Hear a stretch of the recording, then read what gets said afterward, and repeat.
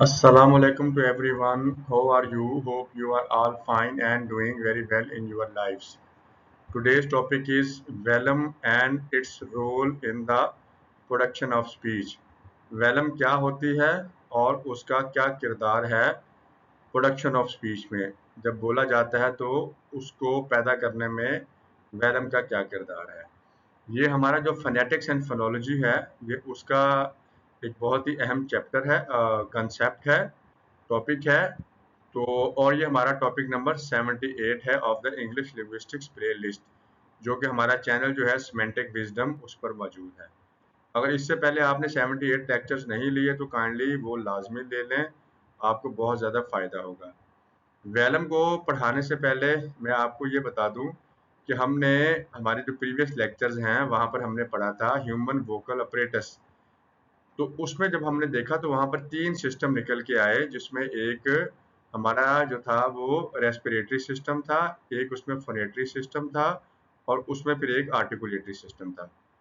फिर जब हमने ऑर्गन्स ऑफ स्पीच देखे ह्यूमन वोकल अपरेटस में, तो उसमें फिर हमें ये समझ आया कि हर सिस्टम के अंदर कुछ ना कुछ ऑर्गन्स ऑफ स्पीच हैं। जैसे रेस्पिरेटरी सिस्टम में हमारे लंग्स हैं, डायाफ्राम है और ट्रैकिया है।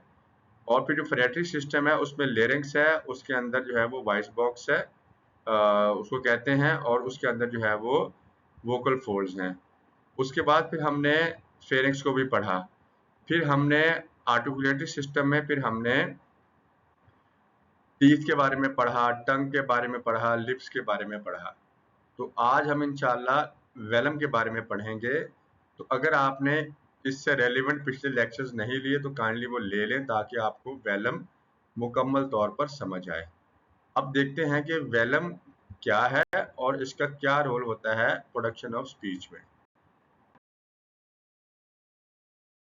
इंट्रोडक्शन देख लेते हैं। The velum is an important organs in human vocal apparatus. Velum जो है एक अहम जो हिस्सा है जिस्म का, जब हम पढ़ते हैं किसको, ह्यूमन वोकल अपरेटस का। It plays a major role, ये एक अहम किरदार अदा करता है, बड़ा किरदार अदा करता है in controlling the passage of air. जब हवा आती है तो उसका जो रास्ता है उसको कंट्रोल करने में, through the oral and nasal cavities. जो हमारी बोलने वाले हिस्से हैं जिस्म के, मुंह के और जो नाक वाली कैविटीज हैं ड्यूरिंग स्पीच प्रोडक्शन के दौरान। इन फनेटिक्स, जिसको हम study of all human languages कहते हैं, और लिंग्विस्टिक्स, जिसको साइंटिफिक स्टडी ऑफ लैंग्वेज कहते हैं। The velum is essential, velum जो है बहुत अहम है, ज़रूरी है, फॉर डिस्टिंग्विशिंग, कि वो फ़र्क कर सके ओरल साउंड्स, नेजल साउंड। जो ओरल साउंड्स हैं उसमें से कौन सी साउंड्स ओरल हैं और नेजल्स हैं। ठीक है, तो नेजल साउंड वो होती हैं जो नाक से आती हैं। तो ओरल साउंड्स जाहिर बात है मुंह में है, तो मुंह में नाक भी शामिल है, तो इसलिए जो ओरल साउंड्स हैं उसमें से जो नेजल साउंड्स हैं उसको वो फर्क करती है उसमें से। डेफिनेशन देखते हैं वेलम की। द वेलम जो है वो कॉमनली कॉल्ड सॉफ्ट पैलेट, उसको अमूमन सॉफ्ट पैलेट भी कहते हैं। Is the soft movable muscular, ये एक नरम मूव करने वाला मस्कुलर पार्ट है। Located at the back of the roof of the mouth, जो हमारा जो रूफ ऑफ द माउथ है, जिसको जो है बिहाइंड द हार्ड पैलेट से बिल्कुल जो पीछे है, जो हिस्सा है उसको हम रूफ ऑफ द माउथ कहते हैं। उसके बिल्कुल पीछे जो है वो वेलम है, जिसको हम सॉफ्ट पैलेट भी कहते हैं। It can move upward and downward to control air flow, अब ये ऊपर भी हरकत कर सकती है और नीचे की तरफ भी एयर फ्लो को कंट्रोल करते हुए। कौन? वेलम। लोकेशन देखते हैं। The velum is located at the back of the oral cavity, जो हमारा बोलने वाली कैविटी है उसके पीछे। बिहाइंड द हार्ड पैलेट जो है वो हमारे जो होता है ना, ये अपर टीथ हैं उसके पीछे है एक एल्वियोलर रिज, उसके पीछे होता है हार्ड पैलेट। ठीक है, तो ये उसके पीछे वाकया होती है सॉफ्ट पैलेट। ठीक है, वेलम जिसको कहते हैं। अबव द फेरिंक्स, फेरिंक्स जो है ये वहां से उससे ऊपर है। लेरिंक्स है हमारी, ठीक है, ये देखें जैसे हमारे ये डायाफ्राम आ गया, ये लंग्स आ गया, ये ट्रैकिया आ गया, उसके ऊपर जो है ये हमारा लेरिंक्स आ गया, इसके अंदर वोकल फोल्ड्स हैं, उसके ऊपर जो है फेरिंक्स आ गया। ठीक है, ये फेरिंक्स जो है ना, यहाँ पर जो है वो रूट ऑफ द टंग भी होती है, और ये फेरिंक्स से ऊपर जो है ये क्या आएगा, ये आपका वेलम आएगा। अब आपको समझ आ गया होगा। It separates the oral cavity from the nasal cavity. जो हमारा बोलने वाला हिस्सा है ना, ठीक है, और जो नेजल कैविटी है, ये उसको आपस में अलग-अलग करती है। ये देखें, ये है वेलम, ये इस जगह पर मौजूद है। ये हमारा विंड पाइप है, ठीक है, ट्रैकिया बोलते हैं। इसके ऊपर लेरिक्स है, यहाँ पर हमारे वोकल फोल्ड्स हैं, इसके ऊपर जो है वो फेरिंक्स है, ठीक है, उसके बाद फिर ये वेलम है। और इधर से देखें तो ये लिप्स हैं, ठीक है, ये हमारी एल्वियोलर रिज है, ये हार्ड पैलेट है, और ये फिर हमारा सॉफ्ट पैलेट पैलेट जिसको हम वेलम कह रहे हैं। Role of the velum in speech production, control of nasal and oral air flow. जो नाक से या मुंह से जो एयर फ्लो निकलता है, ये उसको कंट्रोल करता है। प्रोडक्शन ऑफ ओरल साउंड जो हैं उनको ये पैदा करता है। प्रोडक्शन ऑफ नेजल साउंड, नाक वाली आवाज़ों को पैदा करता है। कंट्रीब्यूशन टू रेजोनेंस, जो हमारी जो गूंज पैदा होती है आवाज़ में, उसमें कंट्रीब्यूशन देता है। सपोर्ट फॉर क्लियर प्रोनाउंसिएशन, ये मदद देता है कि आप क्लियर प्रोनाउंसिएशन कर सकें।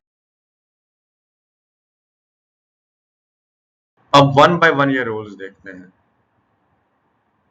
The velum controls whether air passes, की हवा गुजर रही है, थ्रू द माउथ मुंह से, थ्रू द नोज नाक से। This function is essential for in speech production. Velum control करती है कि आवाज ओरल कैविटी मुंह से आ रही है या नेजल कैविटी नाक से आ रही है। ये जो स्पीच प्रोडक्शन है उसमें ये अमल बहुत अहम है। Second role is production of oral sounds. जो जुबानी जो मतलब कि नाक के अलावा जो साउंड्स हैं वो, फॉर मोस्ट स्पीच साउंड्स, बहुत सी जो साउंड्स हैं उसके लिए the velum raises upward and closes the passage to the nasal cavity. जो वेलम है वो उठता है, ठीक है, और फिर वो ऊपर की तरफ उठता है, फिर वो बंद हो जाता है ताकि नेजल कैविटी में एयर फ्लो को जो है वो रोका जा सके। एज अ रिजल्ट, नतीजे के तौर पर, air passes only through the mouth, नाक को उसने ब्लॉक कर दिया वेलम ने, अब आवाज जो है सिर्फ मुंह से गुजरेगी। ओरल साउंड्स आर प्रोड्यूस, इससे क्या है कि ओरल साउंड्स पैदा होती हैं। ये बड़ा अहम पॉइंट है, इसको नोट कर लें। एग्जांपल्स देखते हैं। प, ब, ट, ठीक है, ये इसकी एग्जांपल्स हैं ओरल साउंड्स की। अब देखिए, नाक से नहीं निकल रही, ये मुंह से निकल रही है। वॉल्स, ठीक है, वॉल्स आपको पता है कि वो साउंड जो without obstruction of air flow oral cavity में, तो उनको वॉल्स कहते हैं। जब ऑब्स्ट्रक्शन हो वहां उनको कॉन्सोनेंट कहते हैं। नंबर थर्ड पे देखते हैं, production of nasal sounds. When the velum lowers, अब वेलम नीचे की तरफ होती है, इट ओपन्स नेजल कैविटी, तो ये नाक वाली कैविटी को खोल देती है। हम पिछली स्लाइड में पढ़ चुके हैं कि उसको बंद कर देती है। सो air can pass through the nose, अब हवा जो है वो नोज से गुजर सकती है। अब जो साउंड्स पैदा होंगी वो नेजल होंगे। This produces nasal sounds. Example देखें, मा, मैन, न, नो और सिंग। अब ये देखें, सारी की सारी नाक से गुजर रही हैं, अब ये मुंह से नहीं आ रही। Number four, contribution to resonance, गूंज पैदा करते हैं ये। The velum influences resonance by controlling, velum जो है वो इन्फ्लुएंस करती है किसको, गूंज को, ठीक है, कंट्रोल करते हुए, किसकी मदद से, the balance between oral and nasal air flow. जो ओरल जो मुंह वाला और जो नेजल वाला जो एयर फ्लो है उसमें बैलेंस लाकर वेलम क्या करती है, रेजोनेंस को कंट्रोल करती है। ये भी बड़ा अहम पॉइंट है। दिस इफेक्ट, इससे क्या होता है, वॉइस क्वालिटी पे फर्क पड़ता है, टोन पे फर्क पड़ता है जो आप बोलते हैं, साउंड क्लैरिटी पे फर्क पड़ता है। सिंपल, ये सारी बातें सिंपल हैं, हम कई दफा डिस्कस कर चुके हैं। नंबर फिफ्थ है सपोर्ट फॉर क्लियर प्रोनाउंसिएशन, जो कि मेन मकसद है। Proper movement of the velum, जो प्रॉपर मूवमेंट है वेलम की वो मदद देती है प्रिवेंट एक्सेसिव नेजलाइजेशन के ज्यादा नाक से आवाजें ना निकलें, एंड सपोर्ट क्लियर आर्टिकुलेशन, और आर्टिकुलेशन क्लियर हो। नाक से हर आवाज निकलेगी तो मुंह और नाक में क्या फर्क रह गया, इसलिए जो है जो जरूरी है वही आवाजें नाक से निकलने चाहिए, क्योंकि जो मुंह से निकलती है वो ज्यादा आवाज क्लियर होती है बनिस्बत नाक के। ठीक है, तो कुछ लोग नाक में बोलते हैं तो हम कहते हैं यार आप नाक में ना बोलें बल्कि आप मुंह से बोलें। ठीक है, हालांकि वो नेजल साउंड्स नहीं है, फिर भी वो कोशिश करते हैं कि वो नाक से बोलने की कोशिश करें। कुछ कुदरती भी उनके साथ होता है, कुछ वो उनकी आदतन भी होता है। प्रॉब्लम विद वेलम मूवमेंट में कॉज, अगर वेलम की मूवमेंट में प्रॉब्लम हो तो क्या होगा, नेजल स्पीच होगी जैसे मैंने आपको अभी बताया, अनक्लियर प्रोनाउंसिएशन होगी जिसके मुकाबले में प्रोनाउंसिएशन क्लियर नहीं होगी। अब इसका स्पीच प्रोडक्शन का प्रोसेस क्या है जब आप वेलम को इन्वॉल्व करते हैं। Air is push from the lungs, जो एयर है वो लंग्स के जरिए आती है। ठीक है, sound is produce in the larynx, जिसको वॉइस बॉक्स भी कहते हैं, यहाँ से आवाज पैदा हुई। साउंड एंटर टू वेरिंक्स फेरिंक्स, जिसको आप रेजोनेटिंग चैम्बर कहते हैं, यहाँ गूंज पैदा हुई। द वेलम राइजेज और लोअर्स, अब वेलम जो है या उठता है या वो लोअर होता है, जिससे आपकी नेजल और आपकी ओरल जो है साउंड्स वो पैदा होती हैं। Air passes through the oral और नेजल कैविटी, ये इसका प्रोसेस है। स्पीच साउंड्स आर आर्टिकुलेटेड, यहाँ से स्पीच साउंड आपकी फिर बोली।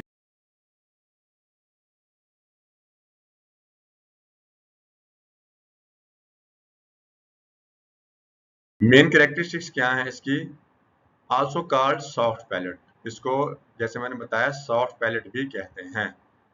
Located behind the hard palate, hard palate से पीछे वाक़या होते हैं ये। फ्लेक्सिबल मस्कुलर स्ट्रक्चर, ये लचकदार पट्टों वाला स्ट्रक्चर है, जैसे दांत है वैसे हार्ड नहीं है, या जिस तरीके से जुबान है उतनी भी लचकदार नहीं है, मीडियम कह लें आप। Controls nasal and oral air flow, जो एयर फ्लो आता है ना नाक से या जो आपके मुंह से, उसको ही कंट्रोल करते हैं। Producers nasal and oral sound हम पढ़ चुके हैं। Influences resonance and pronunciation. तो ये था आज का लेक्चर जो कि बहुत इम्पोर्टेंट था, और मैंने इसको बहुत इजी करके आप लोगों के लिए बनाया। उम्मीद है आप लोगों को समझ आया होगा। तो अगर पसंद आया तो उसको लाइक कीजिएगा, और अपने कमेंट सेक्शन में मुझे अपनी राय ज़रूर दिया करें। उसके अलावा जो हमारा चैनल है सिमेंटिक विजडम, जहाँ पर ये सारा मटेरियल पड़ा हुआ है, उसको आप लाजमी तौर पर सब्सक्राइब और शेयर भी करें।